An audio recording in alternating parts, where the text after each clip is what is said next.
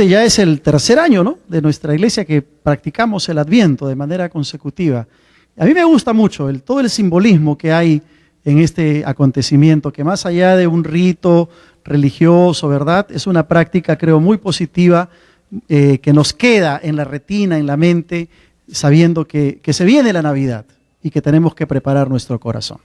Bien, seguimos con nuestra serie sobre los personajes bíblicos y el día de hoy nos toca ver a Elías, el profeta de Dios, un profeta conforme al corazón de Dios.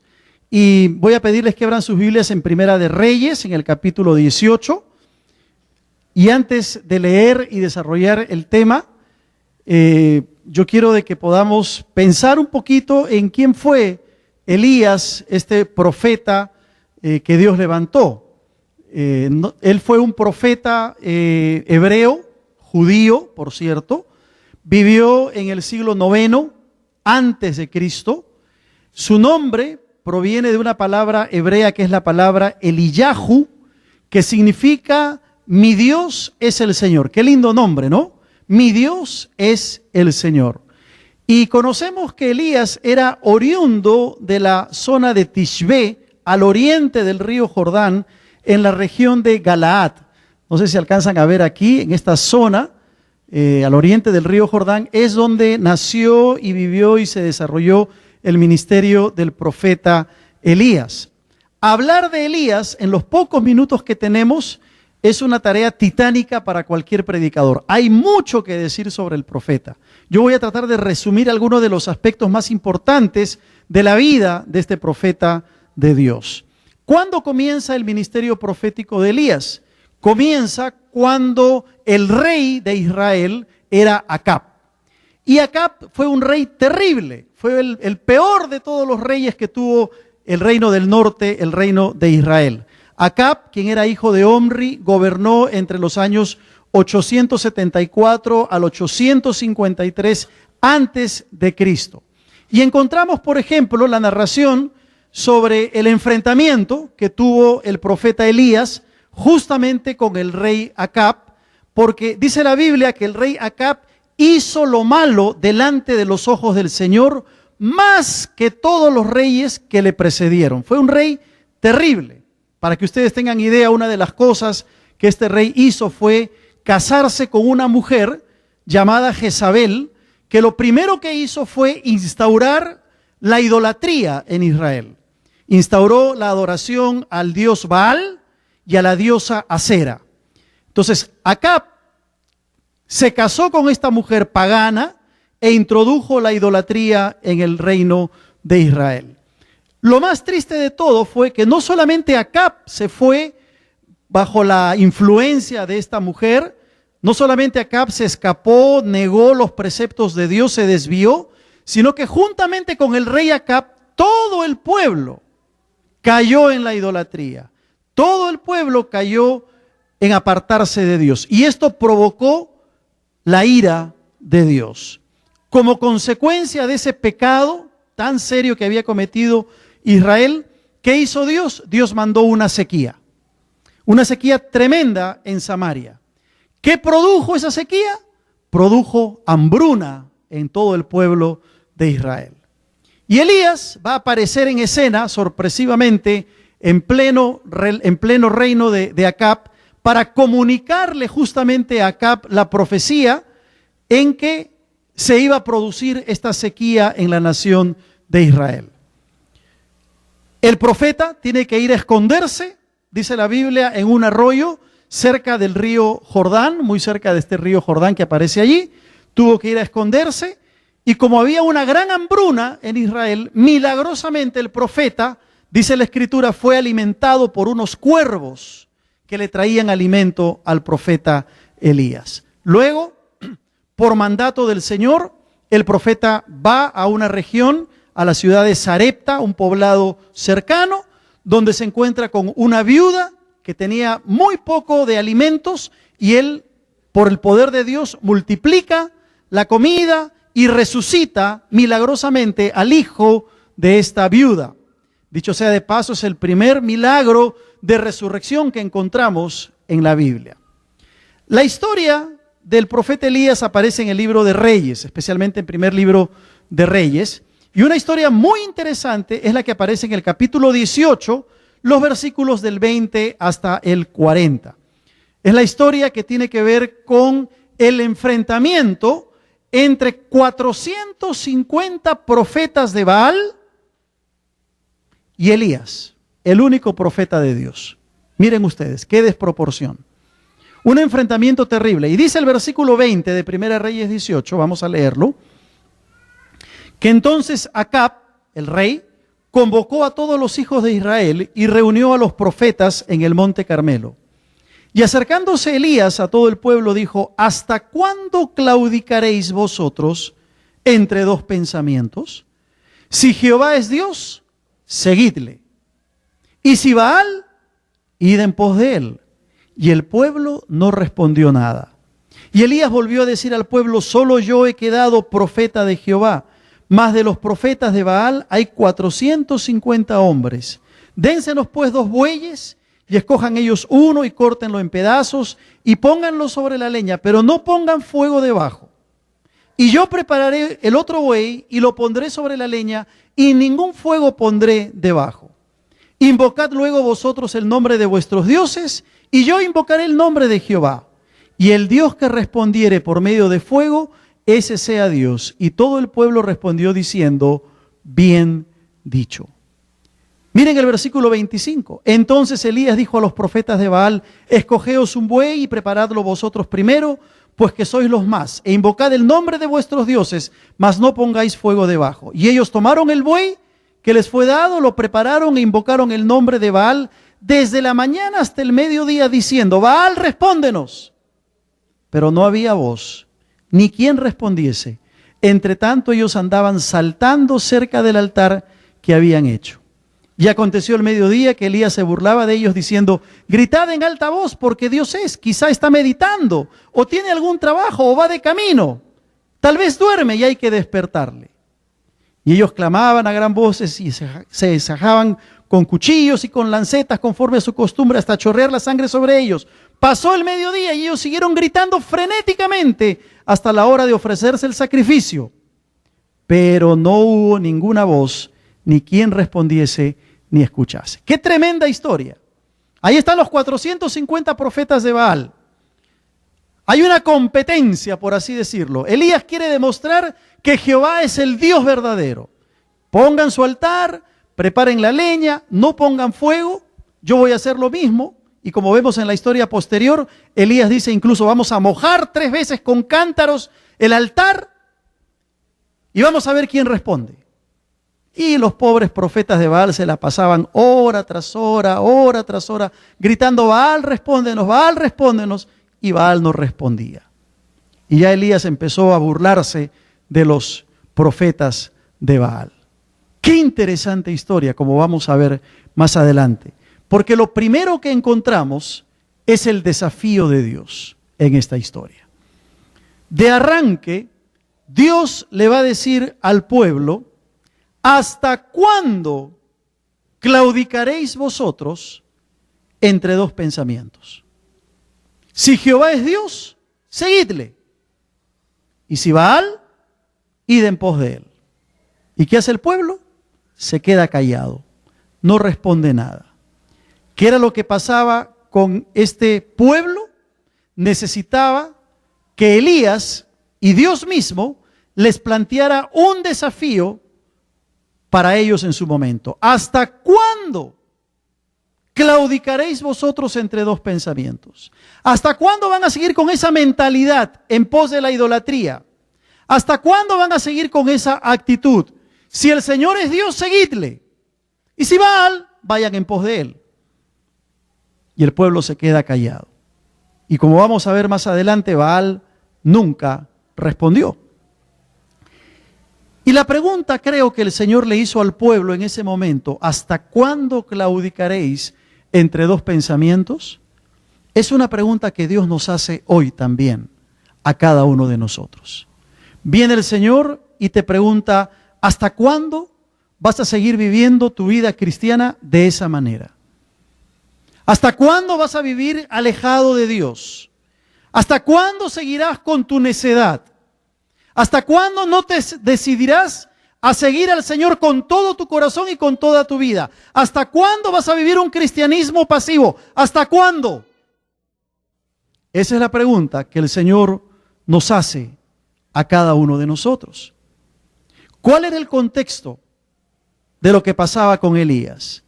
Como hemos dicho, Israel se había apartado de Dios. Habían caído en una idolatría, primero originada por Jeroboam, al obligar al pueblo a que adorasen a un par de becerros de oro. Luego Acab se casa con esta mujer pagana que instaura oficialmente la idolatría, adoración a Baal y a la diosa Acera. Y Dios tiene que levantar al profeta para que haga reaccionar al pueblo y lo saque de esa idolatría en la cual estaban sometidos. Y lo que Elías va a hacer es confrontar al pueblo que se encontraba entre dos pensamientos. Estaban entre una duda tremenda. Por un lado, conocían de Dios, habían escuchado de Dios, habían visto los milagros de Dios, sabía que sus antepasados habían sido liberados por la mano poderosa del Señor, sacándolos de la esclavitud de Egipto. Pero por otro lado, estaban coqueteando con los dioses que Jezabel había traído a Israel. Por un lado, estaban caminando con un pie en la iglesia y con un pie en el mundo. Y el Señor tiene que venir y decirles: ¿hasta cuándo claudicaréis entre dos pensamientos? ¿Hasta cuándo estaréis con esta duda? ¿Hasta cuándo vacilaréis? Es interesante que otra versión dice: ¿hasta cuándo saltarán ustedes de un lugar al otro? La palabra hebrea que se traduce por vacilar es la palabra pasaj, que justamente significa brincar, saltar, danzar. Y el Señor viene al pueblo de Israel y les dice: ¿hasta cuándo? Y eso me hace recordar algunos creyentes que son así. Van saltando, van brincando, van de un lado para otro sin poder afirmar sus vidas y sus pensamientos en Dios.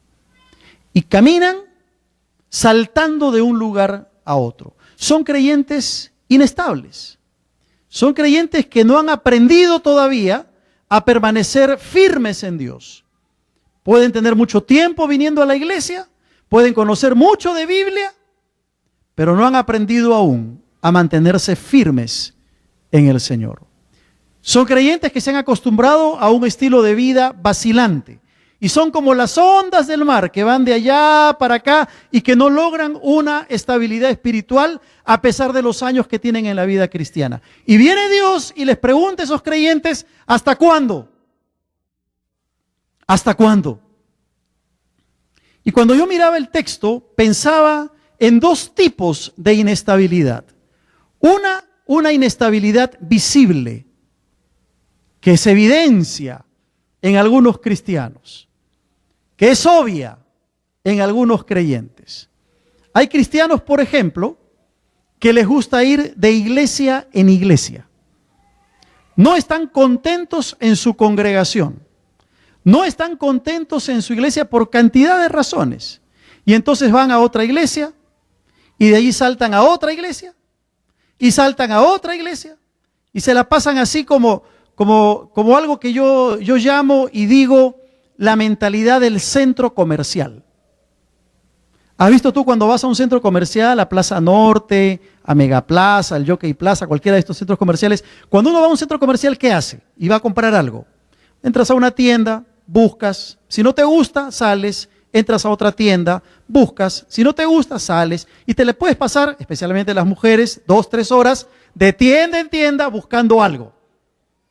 Bueno, a veces algunos creyentes tienen esa mentalidad de shopping en relación a la iglesia, especialmente en otros países como en Estados Unidos. Son creyentes que van a una iglesia, si no les gusta algo, se van a la iglesia de la otra cuadra. Si no les gusta algo, se van a la siguiente iglesia. Van de tienda en tienda buscando los que les gusta. ¿Que no me gustó la prédica? Entonces me voy a otra iglesia. ¿Que el pastor habló del pecado y me ofendió? Me voy entonces a otra congregación. Que el aire acondicionado es muy frío o el ventilador está muy alto, no me voy a otra iglesia. Y empiezan con una inestabilidad evidente, visible, buscando la iglesia perfecta. Y como yo siempre digo, si encuentras la iglesia perfecta, no vayas, porque va a dejar de ser perfecta. ¿Ya? No hay iglesia perfecta. Inestabilidad evidente. Y lo que es peor, algunos dicen, en esa iglesia no está el fuego del Espíritu Santo, me voy a otra congregación. Y siempre tienen una excusa, una inestabilidad evidente. Son creyentes que van de un lado para otro, no están contentos con su congregación, siempre andan buscando cualquier excusa para ir a otra iglesia, y lo que es peor, en esa otra iglesia no duran y cambian a otra iglesia. ¿Sabes cuál es la única razón para cambiarse de iglesia? Que Dios te lo diga. Que el Señor te lo muestre claramente por su voluntad. Si no te gusta la cara del pastor, lo siento mucho, no tengo otra. Tienes que aguantarme. Si no te gusta la cara del pastor Wilmer, ¿qué vamos a hacer? Hay que aguantar. Solamente si Dios te dice, si Dios te lo dice claramente, que ha llegado el momento de ir a otra congregación a servir, a aportar, amén, yo te daré la bendición para que vayas. Cuando alguien me dice, pastor, me voy a ir a otra iglesia, yo siempre le pregunto, ¿y por qué? Si me da una serie de razones, le digo, no es el momento. Cuando Dios te lo muestre, allí recién. Amén. Esa debe ser la actitud. Si no, nos convertimos en creyentes inestables, mostrando una inestabilidad constante y permanente. Pero lo que es más grave es la inestabilidad invisible de algunos cristianos. ¿Hasta cuándo, dice la palabra, hasta cuándo vas a claudicar así? Son aquellos creyentes que aunque están en una iglesia, siempre, permanentemente, mantienen una vida de inestabilidad. Y son como las ondas del mar, variante, vacilante. No han logrado una estabilidad espiritual. Tienen muchos años en la fe, pero no han madurado. Y a veces yo me encuentro con creyentes que tienen 20, 25 años en la fe y quieren que el pastor vaya a visitarles, si es posible, todas las semanas. Inestabilidad espiritual. Cuando ya esos hermanos están para ir a visitar a otros, a los más nuevos, a los que recién están empezando en los caminos del Señor. Pueden tener años en la iglesia, pero siguen luchando con el mismo pecado, con las mismas tentaciones, con las mismas costumbres, con los mismos esquemas de pensamiento, y no han logrado una madurez espiritual. A ambos grupos el Señor los exhorta y les dice, ¿hasta cuándo vacilaréis entre dos pensamientos? ¿Cuándo vas a conseguir y lograr la estabilidad espiritual? Yo te pregunto en esta mañana, ¿cómo estás caminando? ¿Hay en tu corazón y en tu vida esa duda? Vienes a la iglesia el domingo, te sientes bien, alabas al Señor, pero mañana otra vez vuelves a tus prácticas pecaminosas. Hay creyentes que caminan con un pie en la iglesia y el otro en el mundo y creen que van bien. No se puede caminar con un pie en la iglesia y un pie en el mundo. Como dice Elías, defínete. ¿Eres de Dios o eres de Baal? Cosa seria. Cosa seria. Como hijos de Dios, tenemos que aprender a mostrar una estabilidad espiritual que se expresa en nuestra vida, en nuestras actitudes, en nuestro hablar, en nuestra forma de ser, en nuestra cosmovisión, nuestra concepción de la vida, donde el creyente puede decirle, no, si yo voy a este lugar me va a hacer daño, va a debilitar mi vida espiritual, no lo hago, no voy, quiero tener una vida de estabilidad espiritual. Ese es el desafío de Dios. Pero en segundo lugar, está el desafío de Elías, que encontramos también ahí en la palabra. Es interesante que el versículo 30 del capítulo 18 de Primera de Reyes va a decir, entonces dijo Elías a todo el pueblo, acercaos a mí, y todo el pueblo se le acercó. Y él arregló el altar de Jehová que estaba arruinado.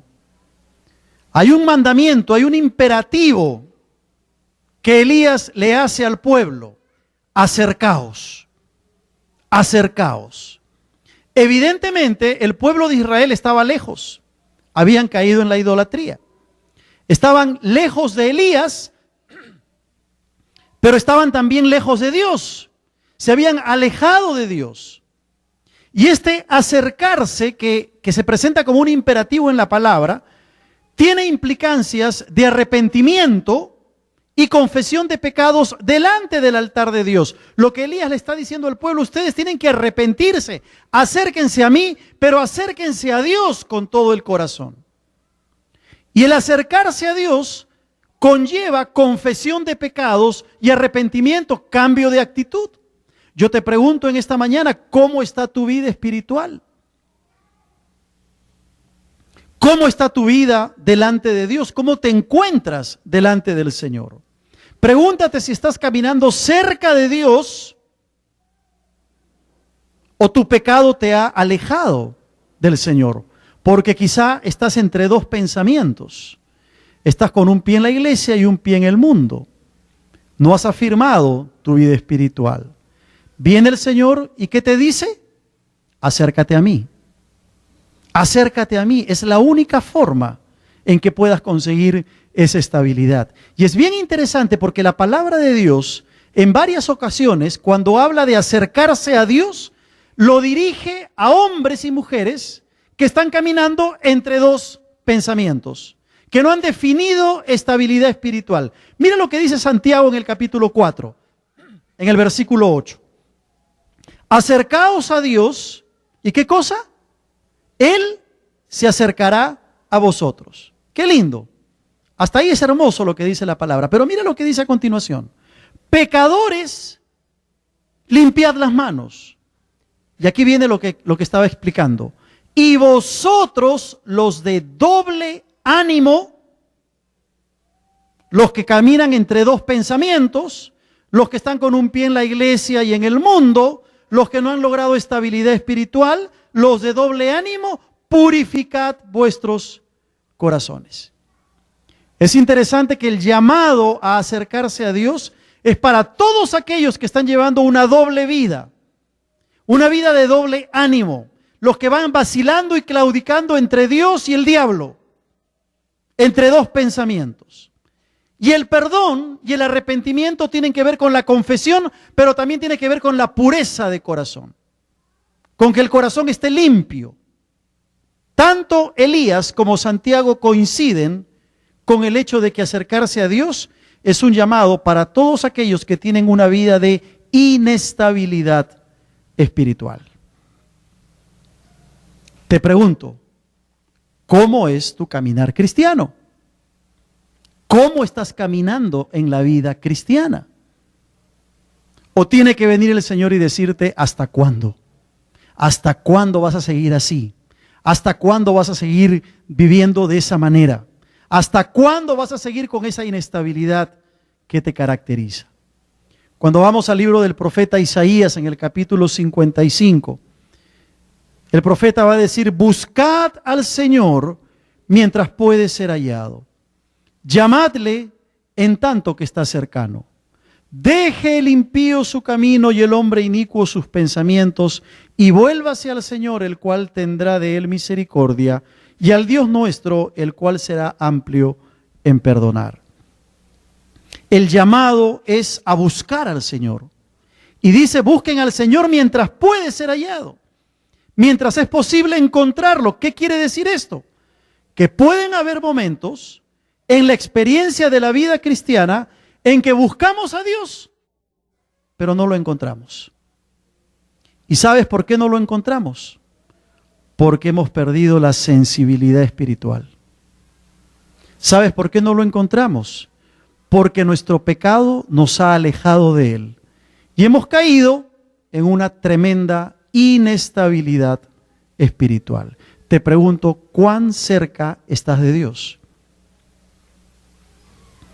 ¿O te acercas a Él solamente cuando vienes a la iglesia el día domingo? Qué lindo, salgo bendecido, escuché de Dios, qué bendición alabar al Señor, y a partir de entonces vives una vida lejos de Él. Cuidado, Dios te pregunta, ¿hasta cuándo?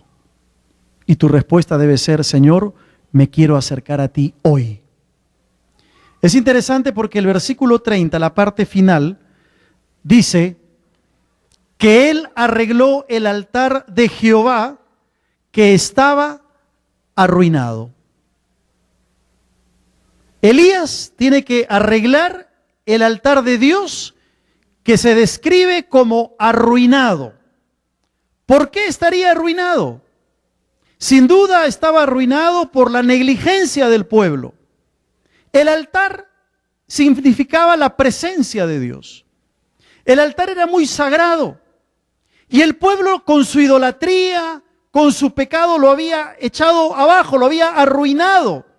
Por una vida de desobediencia, habían arruinado y ahora eran incapaces de poder presentar adoración a Dios.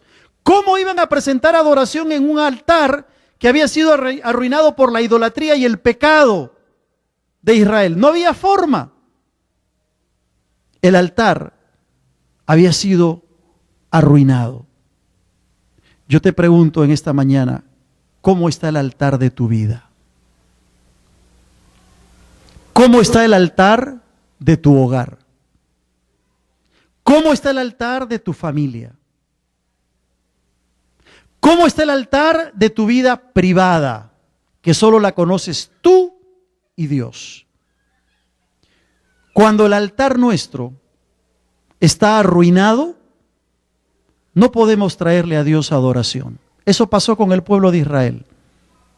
Hasta que no se solucionó el problema del altar, Israel no pudo adorar a Dios. Exactamente sucede igual con nuestras vidas.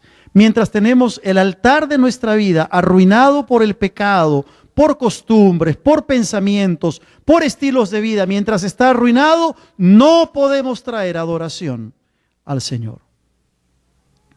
Pero la buena noticia es que Elías pudo restaurar el altar de Dios. ¿Cómo restaura Dios nuestro altar? ¿De qué manera Dios va a restaurar el altar de tu vida? Mira el versículo 38, qué interesante.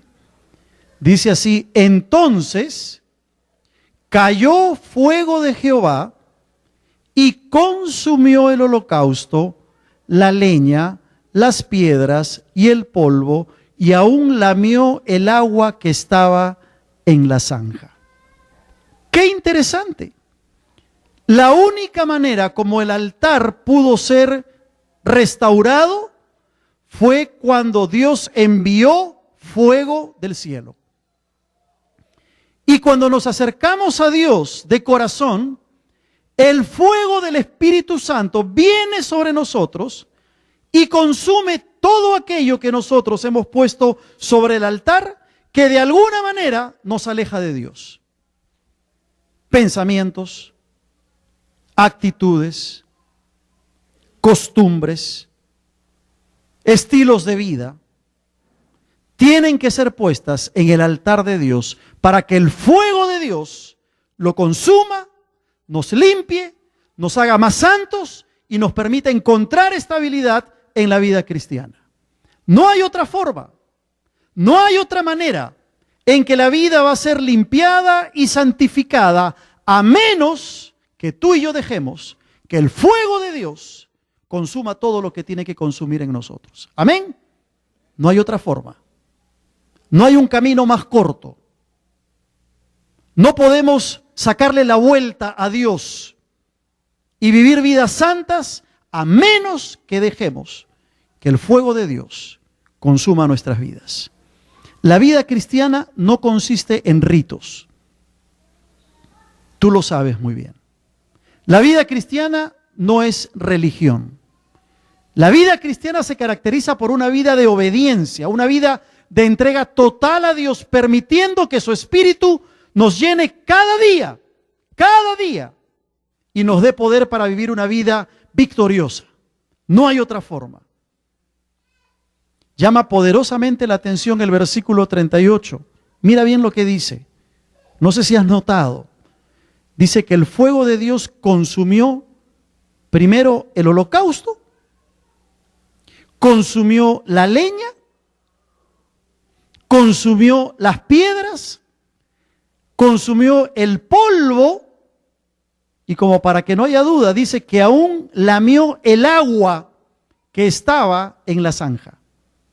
O sea, dice que el agua que Elías mandó poner para que no haya duda de que Dios se iba a manifestar con fuego del cielo, aún el agua que estaba en la zanja fue lamida por el fuego de Dios. ¿Qué quedó de ese sacrificio? Nada. No quedó nada. Absolutamente nada. ¿Y sabes por qué? Porque cuando el fuego de Dios cae sobre la vida de un creyente, no queda nada. ¿De qué está hablando el pasaje? Está hablando, por un lado, de la santidad de Dios, pero nos está recordando que Dios es fuego consumidor y que Dios no coquetea con el pecado, no tolera el pecado, y que Él quiere de cada uno de sus hijos una vida de santidad. ¿Sabes cuál es el problema de algunos cristianos? No es que no van al altar de Dios, no es que no van al altar del Señor. El problema de algunos cristianos es que van al altar de Dios, pero solo para calentarse, para ser quemados, pero no para ser consumidos. Ahí está la diferencia. Si tú vienes al altar de Dios solamente a calentarte, a disfrutar del espectáculo del fuego, quizá a quemarte un poco con el calor, pero no eres consumido por el fuego de Dios, a las finales tu vida va a ser una vida de inestabilidad espiritual. Queremos que Dios nos bendiga, pero no estamos dispuestos a ofrecer nuestra vida en sacrificio. Queremos al Dios buenito, al Dios que nos bendice, que nos sana, que nos provee, pero nos olvidamos de ese Dios que no tolera el pecado y que es fuego consumidor. ¿Te acuerdas lo que dice el apóstol Pablo en Romanos? Así que, hermanos, os ruego por las misericordias de Dios que presentéis vuestros cuerpos en sacrificio vivo, santo y agradable a Dios. Te pregunto, ¿le has entregado la totalidad de tu ser a Dios o estás guardando algunas áreas para ti? Sí, Señor, te entrego mi vida, pero mi billetera y mi bolsillo, déjamela que yo la administre. Esa no te la voy a dar. No, ¿para qué voy a ofrendar? ¿Para qué voy a dar mi ofrenda misionera? ¿Para qué voy a diezmar? Lo siento, Señor, ten tu control sobre todas las áreas, menos sobre mi billetera. Esa me encargo yo la administro, no te preocupes. Te entrego toda mi vida, Señor. Pero mi tiempo es mío. No me pidas que te sirva. No me pidas que vaya al culto de oración. No me pidas que vaya más a la iglesia, Señor. El tiempo es para mí, para disfrutar, para estar con la familia, jugar, hacer un montón de cosas, pero encárgate de toda mi vida, menos del tiempo. ¿Sabes qué es eso? Estás disfrutando del calor del fuego, pero no estás dejándote ser consumido por el fuego de Dios. No estás dejando que Dios, en el buen sentido de la palabra, queme todo aquello que tiene que quemar en tu vida, que estorba tu comunión con Dios. Para vivir vidas de santidad, necesitamos ser consumidos por el fuego del Espíritu Santo. Y eso implica una vida de oración. Eso implica una búsqueda de Dios. Eso se llama santidad. Eso significa quebrantamiento espiritual, postración delante de Dios, sometimiento a la voluntad del Señor y sacrificio para Él. El fuego consume. Y Elías lo entendió así. Él sabía que Dios tenía que glorificarse delante de esos 450 profetas de Baal, mandando fuego del cielo. Y mira cómo termina la historia en el versículo 39 y en el versículo 40. Bien interesante. Dice que viéndolo todo el pueblo, se postraron y dijeron: Jehová es el Dios, Jehová es el Dios. Entonces Elías les dijo: prended a los profetas de Baal para que no escape ninguno. Y ellos los prendieron y los llevó Elías al arroyo de Cisón y allí los degolló. Qué final más trágico para estos falsos profetas que clamaron a Baal y que Baal nunca respondió. Y tú dirás, pero ¿cómo Elías, siendo un profeta conforme al corazón de Dios, manda degollar a tanta gente? Bueno, Dios se lo había dicho, y Dios es fuego consumidor. Con Dios no podemos jugar, no podemos sacarle la vuelta ni engañarle. Llama la atención que el versículo 39 dice que viendo todo el pueblo lo que había pasado, inmediatamente, ¿qué cosa? Se postraron, adoraron y exclamaron: Jehová es el Dios. Siempre la gloria fue dirigida a Dios. Y la consecuencia fue que la adoración del pueblo se manifestó en postración y reconocimiento de Dios. El pueblo entendió que debía ponerle fin a su inestabilidad espiritual. Tuvieron que ser testigos del fuego de Dios que descendió en ese momento, dejar la idolatría y empezar a vivir una vida estable, dejando esa vida dividida que estaban viviendo. Tengo que terminar. Y te pregunto una vez más, ¿cómo está tu vida espiritual?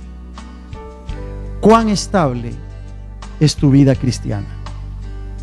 Te pregunto, ¿has experimentado alguna vez el fuego de Dios en tu vida? ¿O te has acostumbrado a la religión, a calentarte solamente con el fuego sin dejar que te consuma y consuma todo aquello que se interpone en tu comunión con Dios? Dios viene hoy y te pregunta: ¿hasta cuándo? ¿Hasta cuándo vas a seguir así? Quiera Dios tener misericordia de cada uno de nosotros y ayudarnos a encontrar esa estabilidad espiritual que nos lleve a una adoración auténtica al Señor, y que permitamos que el fuego del Espíritu Santo queme todo aquello que tiene que quemar en nuestro corazón. Amén. Vamos a orar.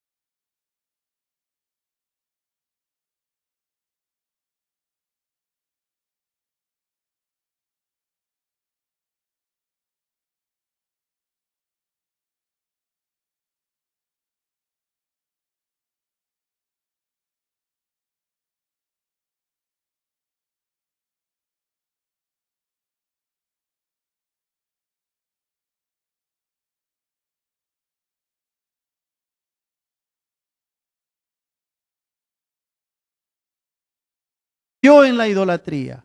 Todo el pueblo cayó en apartarse de Dios. Y esto provocó la ira de Dios.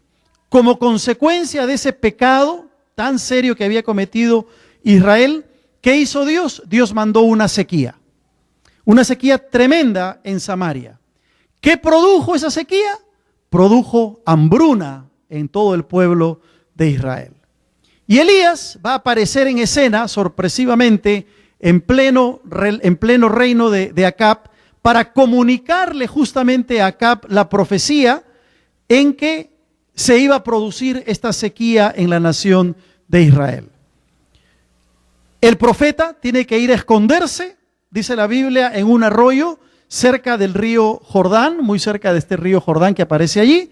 Tuvo que ir a esconderse y como había una gran hambruna en Israel, milagrosamente el profeta, dice la Escritura, fue alimentado por unos cuervos que le traían alimento al profeta Elías. Luego, por mandato del Señor, el profeta va a una región, a la ciudad de Sarepta, un poblado cercano, donde se encuentra con una viuda que tenía muy poco de alimentos y él, por el poder de Dios, multiplica la comida y resucita milagrosamente al hijo de esta viuda. Dicho sea de paso, es el primer milagro de resurrección que encontramos en la Biblia. La historia del profeta Elías aparece en el libro de Reyes, especialmente en el primer libro de Reyes. Y una historia muy interesante es la que aparece en el capítulo 18, los versículos del 20 hasta el 40. Es la historia que tiene que ver con el enfrentamiento entre 450 profetas de Baal y Elías, el único profeta de Dios. Miren ustedes, qué desproporción. Un enfrentamiento terrible. Y dice el versículo 20 de Primera Reyes 18, vamos a leerlo, que entonces Acab, el rey, convocó a todos los hijos de Israel y reunió a los profetas en el monte Carmelo. Y acercándose Elías a todo el pueblo dijo: ¿hasta cuándo claudicaréis vosotros entre dos pensamientos? Si Jehová es Dios, seguidle. Y si Baal, id en pos de él. Y el pueblo no respondió nada.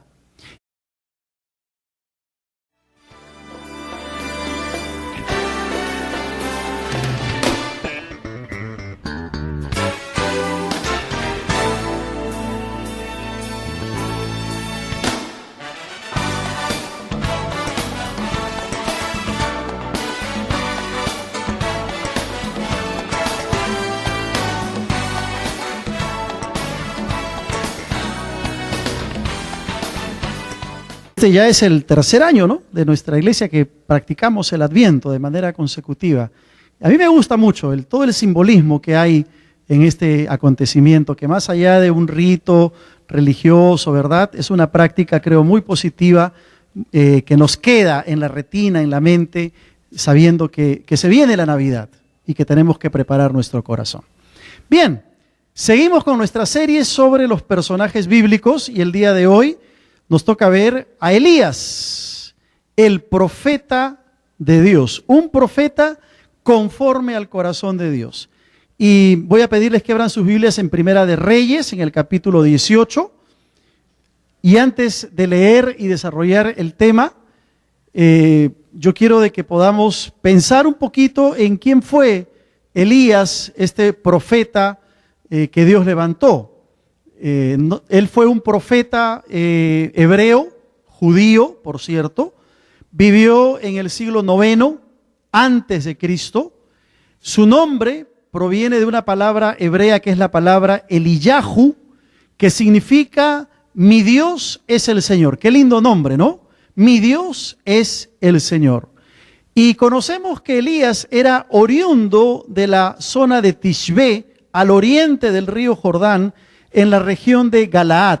No sé si alcanzan a ver aquí, en esta zona, al oriente del río Jordán, es donde nació y vivió y se desarrolló el ministerio del profeta Elías. Hablar de Elías en los pocos minutos que tenemos es una tarea titánica para cualquier predicador. Hay mucho que decir sobre el profeta. Yo voy a tratar de resumir algunos de los aspectos más importantes de la vida de este profeta de Dios. ¿Cuándo comienza el ministerio profético de Elías? Comienza cuando el rey de Israel era Acab. Y Acab fue un rey terrible, fue el peor de todos los reyes que tuvo el reino del norte, el reino de Israel. Acab, quien era hijo de Omri, gobernó entre los años 874 al 853 antes de Cristo. Y encontramos, por ejemplo, la narración sobre el enfrentamiento que tuvo el profeta Elías justamente con el rey Acab, porque dice la Biblia que el rey Acab hizo lo malo delante de los ojos del Señor más que todos los reyes que le precedieron. Fue un rey terrible. Para que ustedes tengan idea, una de las cosas que este rey hizo fue casarse con una mujer llamada Jezabel, que lo primero que hizo fue instaurar la idolatría en Israel. Instauró la adoración al dios Baal y a la diosa Acera. Entonces, Acab se casó con esta mujer pagana e introdujo la idolatría en el reino de Israel. Lo más triste de todo fue que no solamente Acab se fue bajo la influencia de esta mujer, no solamente Acab se escapó, negó los preceptos de Dios, se desvió, sino que juntamente con el rey Acab, todo el pueblo cayó